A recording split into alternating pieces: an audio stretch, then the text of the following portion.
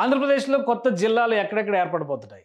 గతంలో ఉన్నటువంటి జిల్లాల పరిస్థితి ఏంటి? రాష్ట్ర విభజన సందర్భంలో 13 జిల్లాల ఆంధ్రప్రదేశ్‌గానే ఆవిర్భవించింది. ఆ తర్వాత దీనిలో మార్పులు, చేర్పులు చేయాలనేటువంటి ప్రతిపాదనలు పెద్ద ఎత్తున వచ్చినాయి.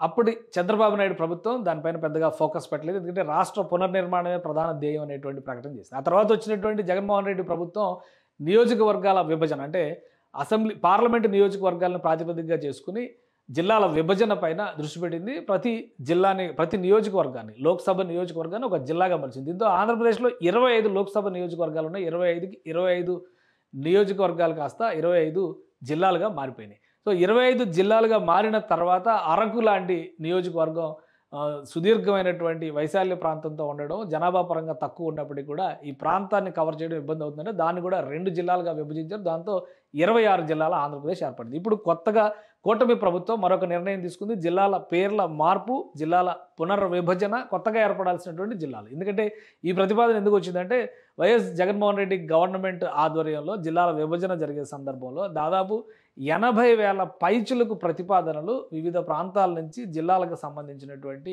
అంశాలకి సమర్థనగా విజ్ఞప్తులు వచ్చినాయి. కానీ వేటిని కన్సిడర్ చేయలేదనేటువంటి అభియోగం అప్పటి ప్రభుత్వం పైన ఉంది. ఈ నేపథ్యంలోనే కూటమి ప్రభుత్వం మరొకసారి దీన్ని సవరించేటువంటి ప్రణాళికను తీసుకురావాలనేటువంటి ఆలోచన చేసింది. అందులో భాగంగానే జిల్లాల విభజన పైన దృష్టి పెట్టింది. ఇది 2014లో ఆంధ్రప్రదేశ్ ఏర్పడే నాటికి ఉన్నటువంటి జిల్లాల స్వరూపం. ఎందుకంటే 13 జిల్లాల ఆంధ్రప్రదేశ్ అప్పుడు ఆవిర్భవించింది. అందులో కూడా ఎల్డెస్ట్ జిల్లా అంటే 17వ శతాబ్దం నాడు ఏర్పడినటువంటి జిల్లాగా గుంటూరు జిల్లాకి ప్రత్యేకమైనటువంటి స్థానం ఉంది. మొట్టమొదటి జిల్లా కింద గుంటూరు జిల్లా అంటే బ్రిటిష్ వాళ్ళ సమయంలోనే ఏర్పడినటువంటి జిల్లా.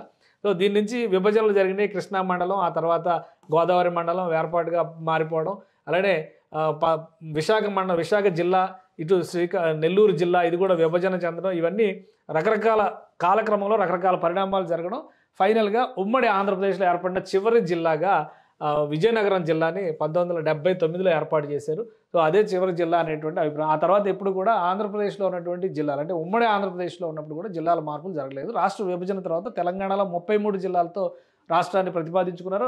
33 జిల్లాలుగా విభజించుకున్నారు.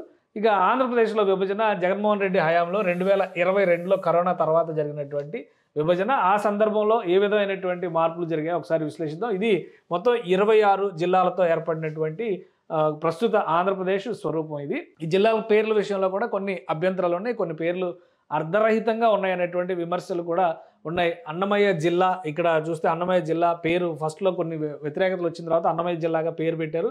అలానే శ్రీ సత్యసాయి జిల్లా, ఇవి కొత్త పేర్లు వచ్చినటువంటివి మాత్రం. ఇవి అల్లూరు సీతారామరాజు జిల్లా, పార్వతీపురం, మన్యం జిల్లా, ఇవి రెండు మన్యం జిల్లానా లేదా పార్వతీపురం జిల్లానా ఏంటనేది క్లారిటీ లేదు. పార్వతీపురం, మన్యం జిల్లా అని ఇట్లా రెండు పేర్లు పెడతారు. తెలంగాణలో కూడా చాలా జిల్లాలకు రెండు పేర్లు ఉంటాయి. కొంత గందరగోళంగా ఉంటుంది.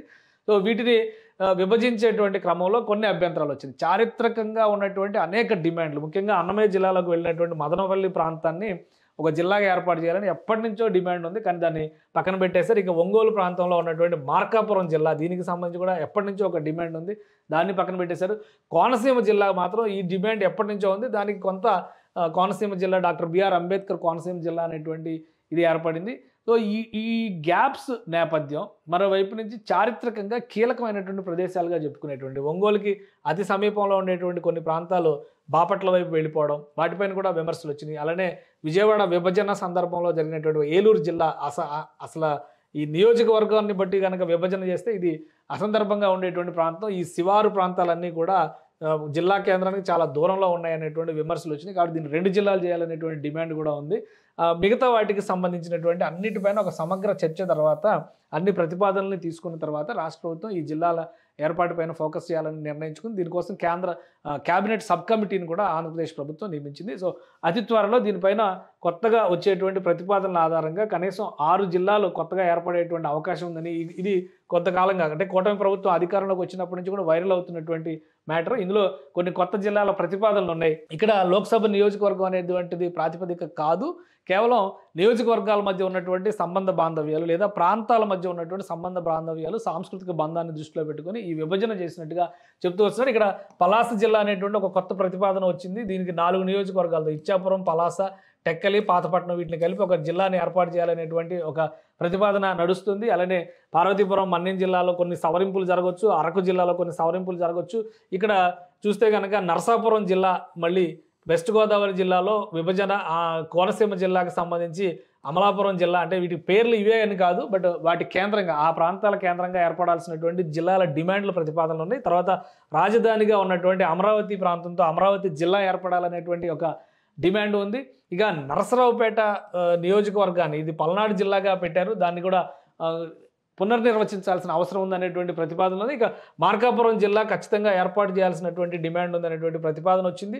ఇక నెల్లూరుకు సంబంధించి నెల్లూరు, తిరుపతి, చిత్తూరు మధ్య జరిగినటువంటి విభజనలో గూడూరు జిల్లాని ఏర్పాటు చేయాలనేటువంటి ఒక డిమాండ్ ఉంది. ఇక మదనపల్లి జిల్లాకు సంబంధించినటువంటి ప్రతిపాదన కూడా మరోసారి తెరపైకి వచ్చింది. మదనపల్లి జిల్లా అనేటువంటి ప్రతిపాదన కూడా అమల్లోకి తీసుకురావాల్సిన అవసరం ఉంది. ఎందుకంటే మదనపల్లి జిల్లాకు సంబంధించి చాలా చారిత్రకమైనటువంటి ప్రాంతాలు ఉన్నాయి. అక్కడ మదనపల్లికి ఒక హిస్టారికల్గా కూడా గొప్ప పేరు ఉంది. దాన్ని దృష్టిలో పెట్టుకుని ఇక్కడ ఒక జిల్లా ఏర్పాటు చేయాలంటున్నారు.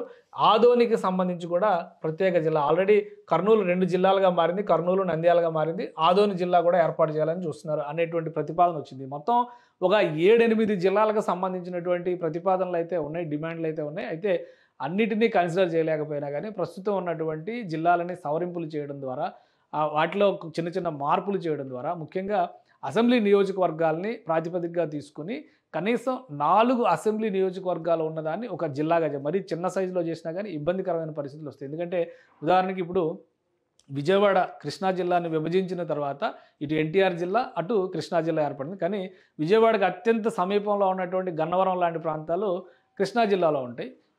విజయవాడ నగరం మాత్రం ఎన్టీఆర్ జిల్లాలో ఉంటుంది. సో ఇటువంటి అసమతుల్యమైనటువంటి విభజన ఎప్పటికీ కూడా శ్రేయస్కరం కాదు అనేటువంటి అభిప్రాయంతో, పైగా నియోజకవర్గాల పునర్విభజన కనుక 2026లో జరిగితే లోక్సభ నియోజకవర్గాల స్వరూపమే మారిపోయేటువంటి అవకాశం ఉంటుంది. కాబట్టి కనీసం 4 అసెంబ్లీ నియోజకవర్గాలకు తగ్గకుండా ఉండే విధంగా చిన్న జిల్లాలైనా కానీ ఏర్పాటు చేయాలనేటువంటి ప్రతిపాదనలో రాష్ట్ర ప్రభుత్వం చెంతకు చేరినట్టుగా తెలుస్తుంది. కనీసం 6 జిల్లాలు అంటే ప్రస్తుతం 26 జిల్లాల ప్రతిపాదన, 26 జిల్లాలు ప్రస్తుతం నడుస్తున్నాయి.